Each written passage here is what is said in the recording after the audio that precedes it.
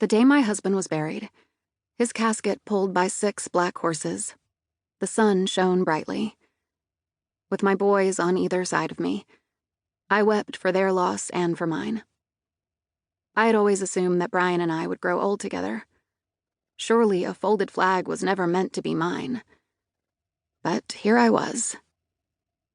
26 days earlier, 10 Green Berets fought a lethal battle on the ground in Niger, Africa, against ISIS militants. The ambush, which resulted in the death of my husband and 3 of his fellow soldiers, was the largest loss of American life in that region since the Battle of Mogadishu, also known as Black Hawk Down, in 1993. After being ambushed by an ISIS-affiliated group outside of the village of Tongo Tongo, 6 members of Green Beret Team 3212 would emerge alive but forever changed. What most Americans remember about the Niger ambush, however, is the argument that erupted over a phone call between the President of the United States and one of the 3 widows. The poor handling of the phone call, coupled with a media firestorm and a handful of callous tweets, and the resulting feud, took the focus from the soldiers and placed it firmly on American politicians. Because of this, the 4 American and 5 Nigerian soldiers who died in the attack were forgotten within a couple of weeks. But not by us. Not by my family and the other families of the fallen. We were shocked by the attack and wanted to know how and why it had happened. Niger was not meant to be a dangerous assignment. Teams like my husband's conducted missions on the continent using a by, with, and through strategy to train their partner forces by having their partners take a lead role. Knowing this, we had questions about the ambush. Why was the team out near the Mali border by themselves with no backup and so poorly equipped? Who had made the decisions leading up to these terrible events? General Thomas D. Waldhauser, the commander of AFRICOM, United States Africa Command, quickly started an investigation to learn the facts surrounding the mission that led to the ambush.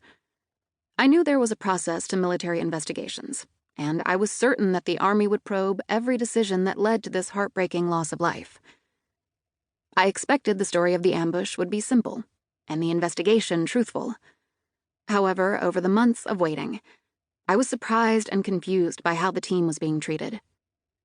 The Army referred to the Green Beret soldiers as a team that went rogue and acted like cowboys in order to go after a risky target, putting their lives and teammates in danger.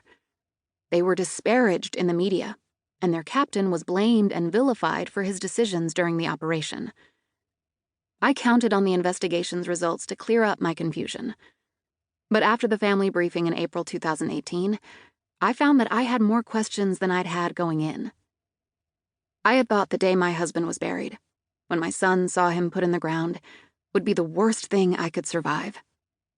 But somehow life had become less bearable. I needed to know the truth, to hear every detail of the ambush, to find out what AFRICOM had failed to tell us. What exactly happened to the men before, during, and after the ambush? The men of Team 3212 knew what had happened on the ground, but due to gag orders put in place by the military, they were not able to speak about it. I was faced with an overwhelming task, one that I had no idea how to begin. In late spring of 2018, I began talking with the remaining members of Green Beret Operational Detachment Alpha, ODA Team 3212. When the gag orders were lifted, many of the survivors came to my home one at a time and allowed me to record them as they told me every moment of those fateful 3 days. They answered every question.